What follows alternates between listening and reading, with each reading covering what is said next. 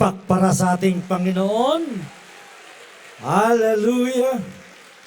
Amen, amen, amen. Thank you, Jesus. Thank you, Jesus. Praise the Lord. Salamat sa ating LM Committee. At ngayon pa lamang, naramdaman natin mga kapatid ang tagumpay. Naramdaman natin ang presensya ng ating Panginoong Diyos. At alam kong pagod ang iba, kararating lang. At alam kong bawat isa siguro sa atin ay nagagahan. Amen. May tatlong nagsabing amen. Praise the Lord. Lahat tayo nagagahan. Amen. And we have our theme, Maximum Impact. And we are blessed to our media team. Salamat media team na talagang nag-improve mga kapatid ang ating NWLD presentations. Lahat ng sabi namin doon sa likod kanina mga kapatid ko ay talagang nag-a-adjust kami mga senior. Praise God. At salamat sa Diyos at pwede na kayo makaupo mga kapatid, pagpalain po kayo ng ating Panginoon. Praise the Lord. At hindi ko alam kung anong ituturo ko dahil dalawa yung subject na binigay sa akin. So, to make it fair, ay gumawa po ako ng sariling lesson para sa pagkakataong ito dahil limitado lang ang aking minuto sa aking pagtuturo dito mga kapatid. At okay lang ba magtatagalog tayo? O mag-Ilocano tayo? Magkankanahin na lang tayo. Praise God. Amen. At I pray unto the Lord sa pagkakataong ito dahil hindi ko pwedeng ilagay ang sarili ko sa inyo dahil mga babae kayo. Kaya nga, sabi ko sa Panginoon, ano kaya ang aking, ano yung pangangailangan ng bawat isa na ito in line with our subject or our theme, maximum impact. At iniisip ko mga kapatid ang bagay na ito, na ang bawat isa sa atin ay nakaka-affect tayo sa ating kapaligiran. Hindi po ba? We affect our environment. Kung ano ka ngayon, you affect your family. At kung ano ang nangyayari sa family mo, you affect the community. At kung ano yung nangyayari sa community, it will affect the municipality. And what is happening in the community, it will affect our nation. Hindi po ba? So, I try my best, praise God, and search. At ang ituturo ko po ngayon ay from a man which is anonymous, nga siya po ay marriage and relationship counselor. So, ito yung pinaka-bone of contention if you ever wish to have your happy home. At alam po natin, at alam ko po mga kapatid, na ang kausap ko ngayon ay mga nanay na may mga asa-asawa. Kahit yung kalahati ay hindi nag-amen, siguro balo. Oh, pero ang kausap ko ngayon ay mga nanay na may pamilya. Praise the Lord. At nais po nating magkakaroon ng masayang tahanan. Hindi po ba? Wala naman siguro nag-asawa mga kapatid na ang balak ay maging magulo at magkaroon ng kaaway. Gusto nating maayos ang ating pamilya. Kaya kausapin ko kayo rito dahil minsan ay lalo na sa mga kababaihan or sa mga nanay na may mga asa-asawa, maraming mga tanong sa kanilang buhay. So I am going to have this topic which is about respect. Respect your man. Lamanuhin mo yung katabi mo, respect your man. Hindi yung kapitbahay. Okay? Minsan nagtatanong kayo, bakit kaya mas hinihintay or a man craving for respect than a love? Hello? May kausap ako rito. Bakit kaya ang asawa ko ay parang mas kanyang kinikrave or ano ba yung sa Tagalog yung craving? Ninanasa ang respeto kaysa pag-ibig.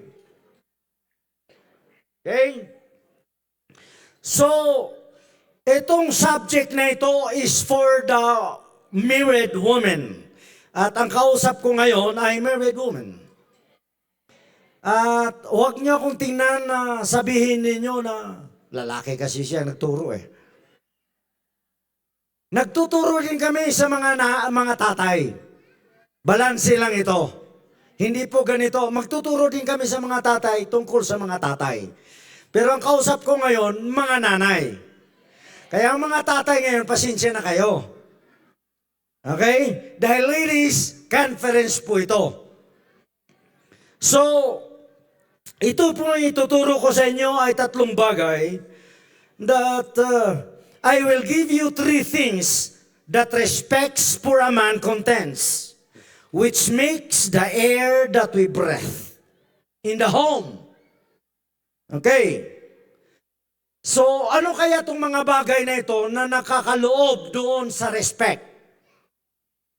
Na minsan ay na-misunderstood or na-misunderstand. Number 1 ay submission. Okay? When respect begins, pride ends. Ulitin ko. When respect begins, pride ends. Submission is no weakness. Ang submission ay hindi kahinaan.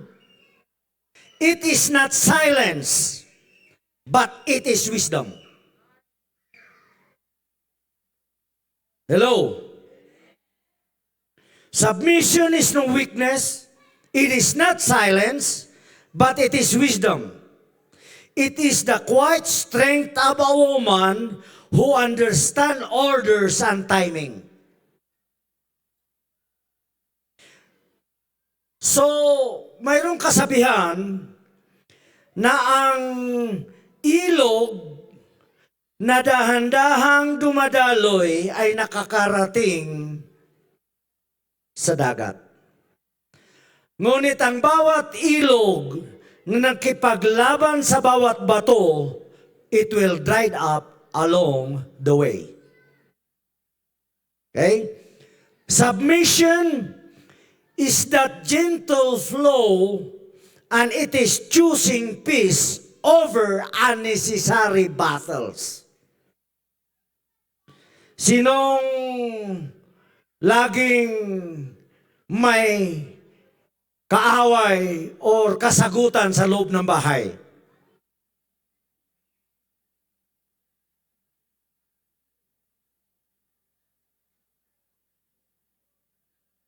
I salute you, nanay.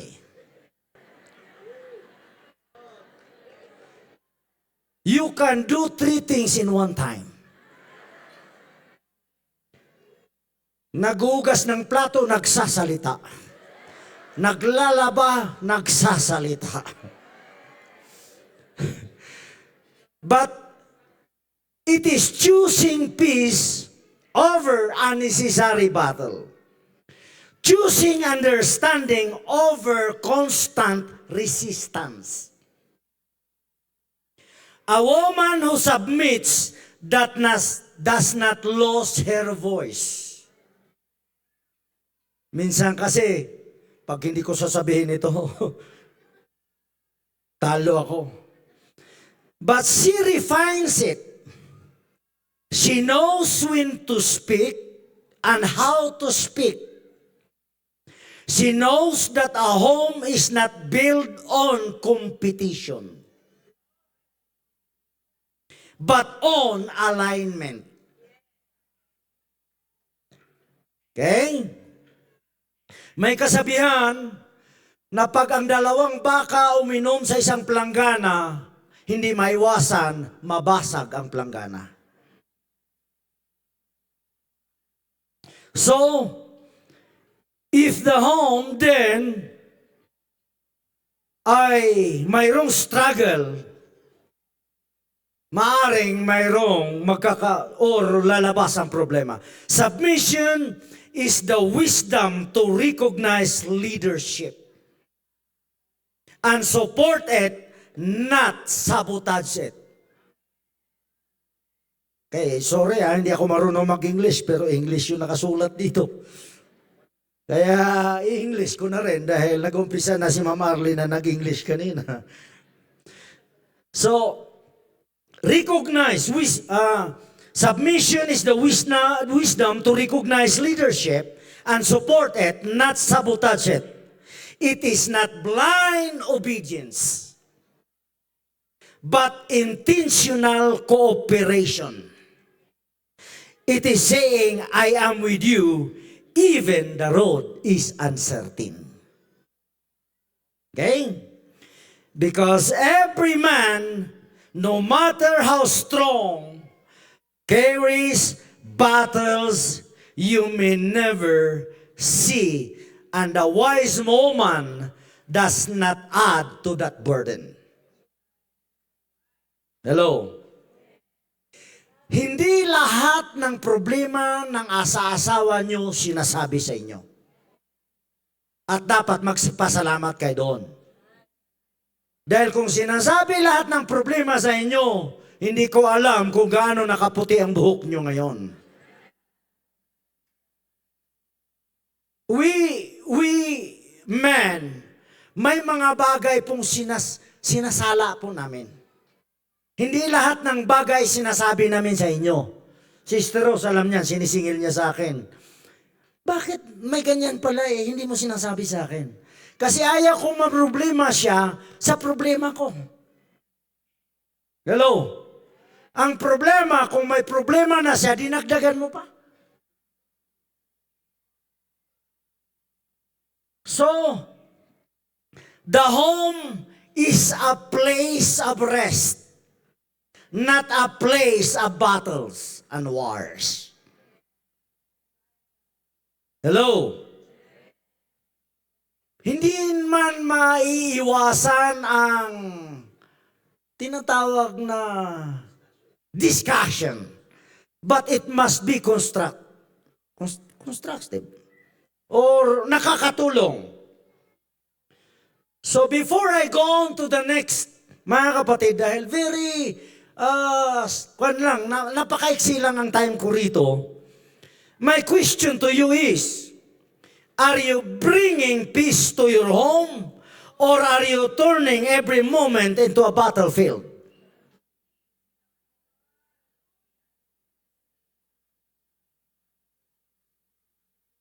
Noah is a righteous man in the sight of the Lord, preaching for 100 years, but only his family was brought to the Lord. Nakita niyo yan? Baka may mga nanay dito, may maraming nadadalang kaluluwa sa labas. Ang asawa hindi nadadala. Yung pamilya hindi kumbinsido. Hello? Hindi, wala akong alam, walang nagsasabi sa akin. At wala tayong pinatamaan dito. Pero gusto ko lang kausapin ang bawat isa. Mga kapatid, nakipag-usap ako sa bawat isa sa atin. Praise the Lord, because woman's nature, talagang hindi niya maitago yung kanyang emosyon. Pagka may naramdaman, nagsasalita talaga yan. Pero pwede bang salain muna natin bago natin ilabas sa bibig ang mga bagay na dapat nating ilabas? And we are in this place which is we are apostolic. Hello, Bible believers. Believing the word of the Lord. Praise God.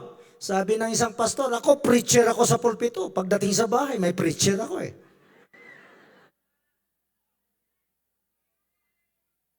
Buti lang sa aming mga pastor pag kami nangangaral. Dahil alam ninyo yan, na pag may introduction kami, mayroong body. At pagkatapos ng body, alam mo na yun, conclusion, altar call na. Hello? Pero ang hirap sa bahay, maminsan, hindi mo alam kung kailan ma-conclusion.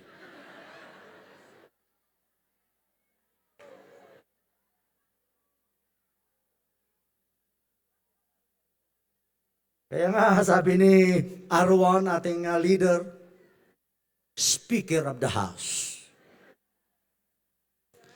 Kasi kami, pag nangangaral kami, ubos na sinasabi namin. Tahimik na kami sa bahay. Amen. Pero hindi naman ibig sabihin mali kayo. Dapat lang naman magsasalita kayo. Ang pakiusap ko lang, i-inline natin sa kalooban ng Panginoon at piliin ang mga bagay, mga kapatid, na dapat constructive at nakakaayos, lalo't higit sa pananampalataya natin para sa ating Panginoong Diyos. Hello? Amen. Nakikinig ba kayo? May kausap ba ako, mga kapatid? Praise the Lord. Okay?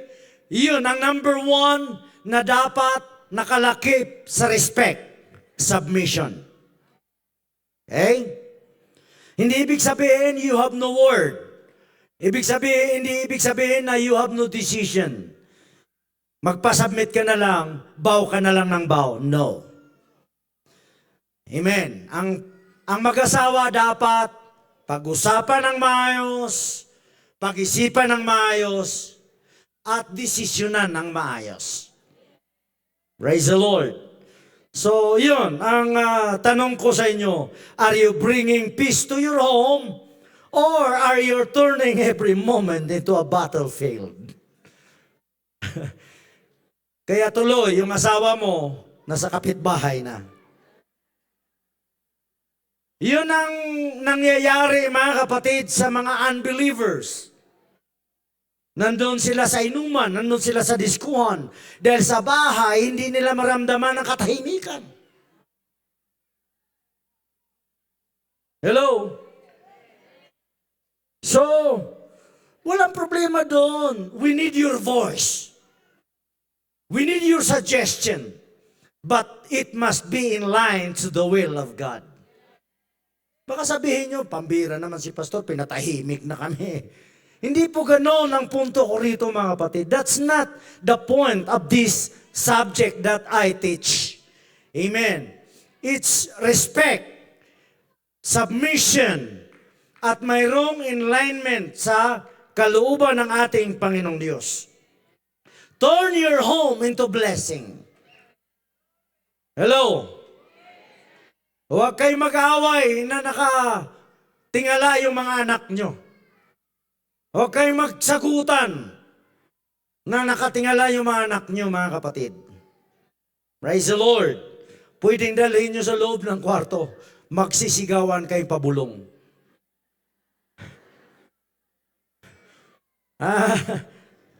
Praise God. Okay ba, mga kapatid? Kaibigan pa ba tayo? Praise the Lord. And next is what respect contains. Praise the Lord. Number 2 is honor. Respect shows in how a woman speaks about her husband, both in private and in public. Huwag mo siraan yung asawa mo. Kahit masama ang loob mo, mga kapatid, huwag kang magsalita sa public, even in private. apostolic woman guards his dignity, doesn't belittle or insult him, and carries herself in a way that reflects esteem for him. Hello? Praise God. I-appreciate mo ang asawa mo. Pastor, hindi nga ka-appreciate eh.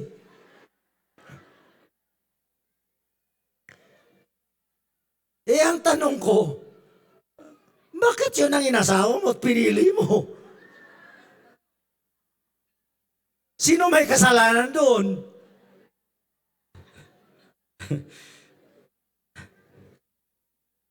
So listen carefully. Ang sabi dito, words are not just sounds. They are seeds. Buto. Okay? At may kasabihan nga, tongue has no bone, yet it break a man's spirit. Wala raw buto ang dila, pero nakakabali ng espiritu ng tao. So a man who is constantly dishonored at home will surely lose his fire that he needs to face the world. Okay. Pag lagi siyang na-dishonor sa bahay, sa tahanan, mawawalan siya ng ganang humarap sa mundong ito. Hello? But a man who is spoken with honor will rise even when life tries to bury him. Magkakaroon siya ng lakas loob na makipagbaka kahit anumang sitwasyon sa buhay kung ang tahanan, mga kapatid, ang kaniyang pinaghuhugutan ng kalakasan. Hello? Honor is not about pretending that your husband is perfect. No man is. Hello? May pangalan sigurong perfecto pero yung kanyang pagkatao hindi perfect. Honoring is not about pretending that your husband is perfect. Hindi perfect ang husband mo. Tao pa rin yan. But honor is about choosing not to expose his weaknesses. Kaya nga lumabas yung salitang marites. Dahil ang salitang marites ay pinag-usapan yung buhay ng iba na hindi nakakatulong sa kanya. Okay? But it is covering him in dignity, even correction is needed. Hello? May mga iniisip natin kung paano natin baguhin yung asawa natin eh. Hello? Pero hindi ba nyo alam ang sinasabi? If you want to change your partner, change yourself first.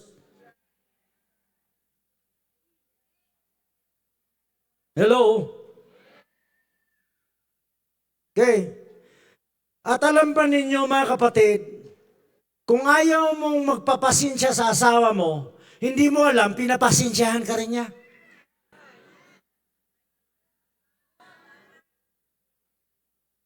Parehas lang kayo. Okay? So there is a way to correct without disgrace. Kaya pag matouch ang ego ng isang lalaki, delikado ka. A way to speak truth without wounding pride is wisdom. Ulitin ko. Okay? A way to speak, sa paraang magsalita ka ng katotohanan na hindi mo masugatan ang kaniyang pride, it is wisdom, karunungan. Okay? Kaya nga may kasabihan na ang kuruna ng hari ay laging nililinisan ng reyna. Ibig sabihin, sa loob ng tahanan ay dapat nagtutulungan.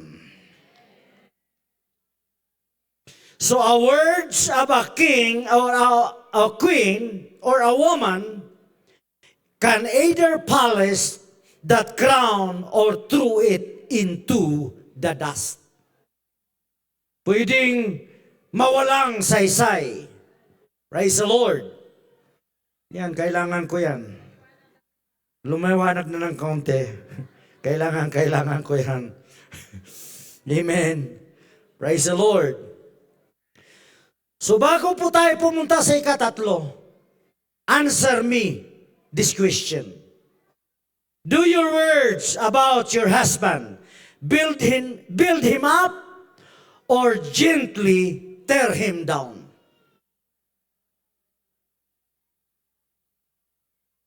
Does it build him up or tear him down? Dapat mga kapatid, hindi pa ganyan kung hindi. Hello? Building up.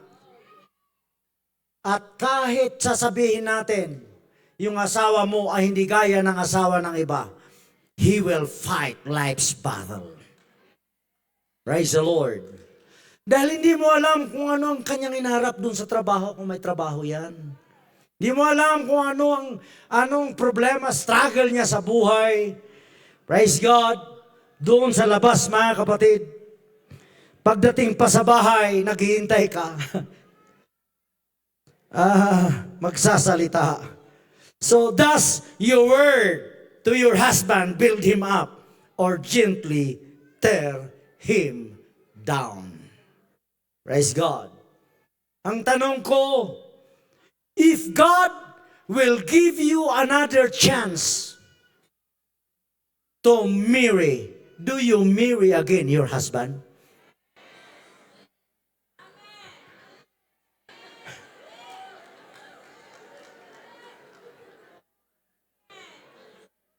Baka sabihin mo, mamili na lang ako ng iba. Amen. Praise the Lord. Dahil, if there is a positive impact at home, you can have a maximum impact outside. Hello? At maramdaman yung worship mo sa loob ng church kung maayos ang relasyon nyo mag-asawa. Biro mo nasa harap ka, yung asawa mo doon sa likod, bago kayo umalis sa simbahan, nag-aaway kayo.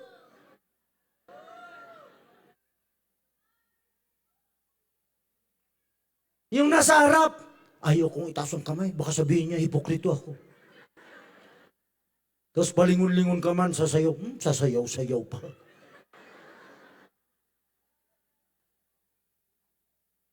Hindi maiwasan ang pagtatampuhan sa loob ng tahanan. Sabi ko nga, napakalungkot ang tahanan kung walang awayan, kung walang discussion, napakalungkot po yan. Hindi normal na mag-asawa yan. Because the normal husband and wife, may mga discussion yan. May mga tampuhan yan.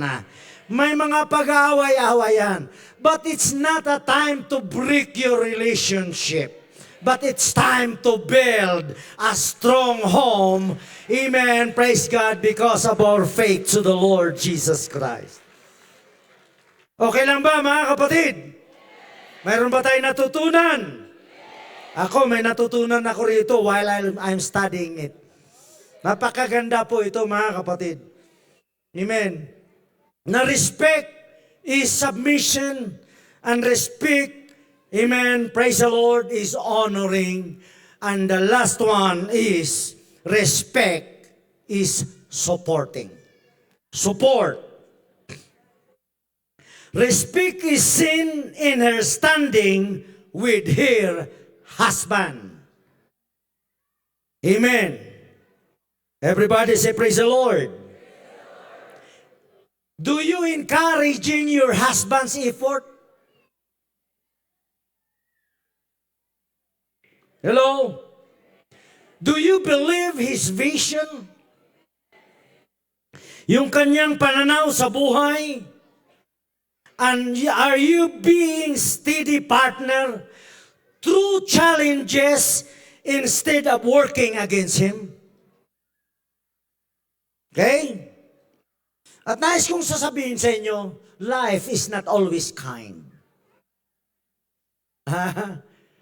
Ang buhay ay hindi laging maayos. Lalo na sa buhay mag-asawa, mga kapatid. Life is not always kind. There will be seasons when things are not working. Hello? When plans fail, when strength, okay, is low, and that is when true respect is revealed. Ang tunay na respeto, hindi mahihayag sa kapanahunan, mga kapatid, ng abundansya. May kausap ba ako? Hindi mahihayag sa kapanahunang maayos lahat ng bagay. But when life, amen, when seasons come, that is, the things are not working, when plans fail, and strength is low, that is when true respect is revealed. Nanduroon kayo, naghawak kamay. Amen. Praise the Lord. Honey, naririto lang ako. Kasama mo ako. Praise the Lord. And respect is not during in abundance, but sometimes it revealed in adversity. Because anyone can stand beside a man when he is winning. Hello? Sinong magaling maglambing sa asawa pagkasisweldo lang?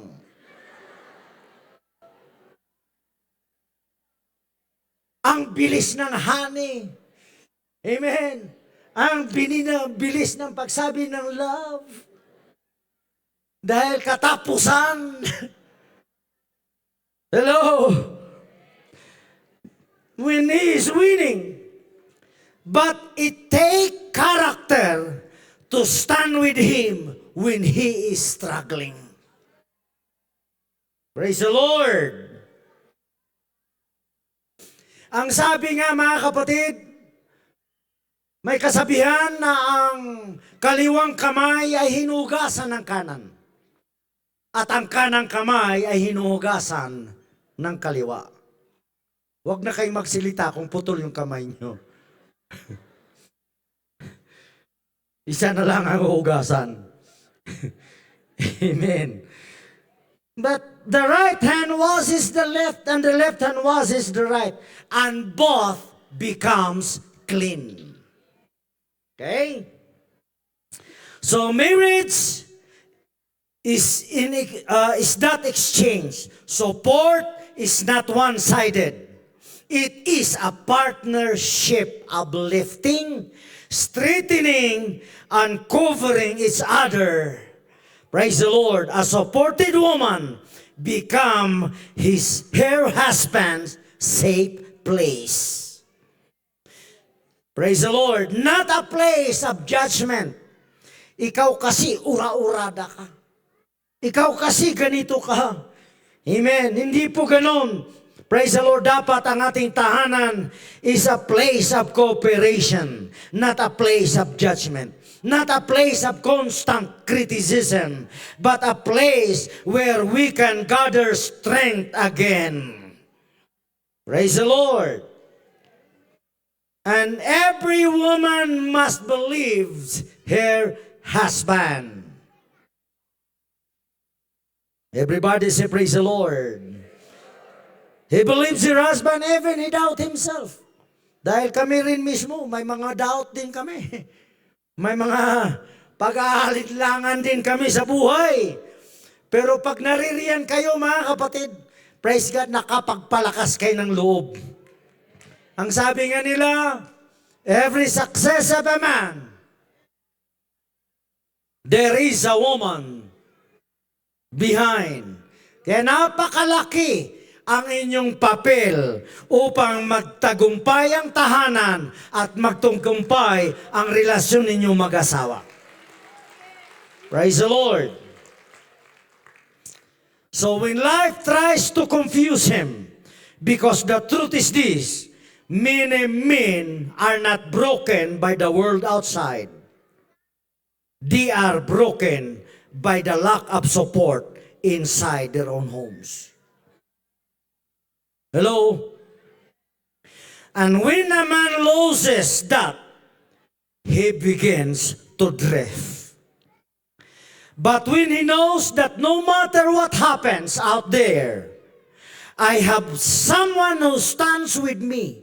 I have my woman stands with me. I have my wife stands with me. I have my children who stands with me.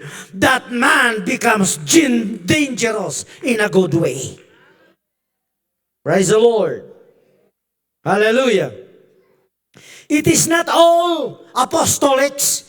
It is not all biblical, but it is being, amen, praise the Lord, studied in marriage relationship upang makakatulong po mga kapatid sa ating pamumuhay. Everybody say praise the Lord.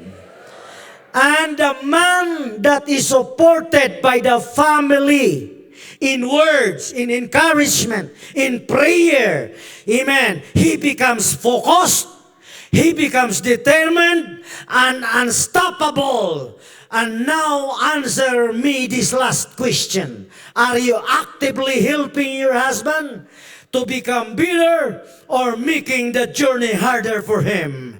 Brethren, praise the Lord, ladies, amen, of NWLD, praise God, respect your husband, support them, honor them, praise the Lord, hallelujah. Ito po mga kapatid ay magandang ating, praise God, na pag-aralan sa araw na ito. Submission, honor, and support. At alam ko mga kapatid, praise God, kung ang mga asawa din nating lalaki, kung umaatin din sila ng EMD, na naturuan po ng ganito mga kapatid ko, ng mga bagay tungkol sa mga lalaki, uuwi po tayo na masaya ang isang tahanan. When our family prays together, stays together. Shall we clap our hands for the name of our Lord God Almighty? And God bless. Praise the Lord, praise the Lord.